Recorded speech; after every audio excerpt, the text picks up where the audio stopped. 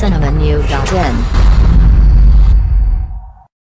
Bus stop Telugu படத்தில் அறிமுகமாகி தமிழில் வெளியான கயல் படத்தின் மூலம் புகழ் பெற்றவர் நடிகை ஆனந்தி. சண்டி வீரன், த்ரிஷா இல்லனா நயன்தாரா, கடவுள் இருக்கா குமாரி உட்பட பல படங்களில் நடித்த ஆனந்தி தமிழில் சரியான வாய்ப்புகள் இல்லாததால் தெலுங்கு படங்களில் நடிக்க ஆர்வம் காட்டுகிறாராம். பவன் கல்யாண் நடிக்க தெலுங்கில் உருவாகும் வேதாளம் படத்தில் இங்கு அஜித் தங்கையாக லட்சுமி மேனன் நடித்த வேடத்தில் ஆனந்தி நடிக்கிறாராம். அதோடு தெலுங்கு படங்களில் தீவிரமாக வாய்ப்பு தேடி வருகிறார் ஆனந்தி. தமிழ், தெலுங்கு ஆகிய இரு மொழிகளிலும் சரியான வாய்ப்புகள் கிடைக்கவில்லை என்றால் அவர் மீண்டும் படிப்பில் கவனம் செலுத்த முடிவு செய்திருக்கிறாராம். மேலும் சினிமா செய்திகளை தொடர்பு கொள்ள லைக் மற்றும் சப்ஸ்கிரைப் செய்யவும்.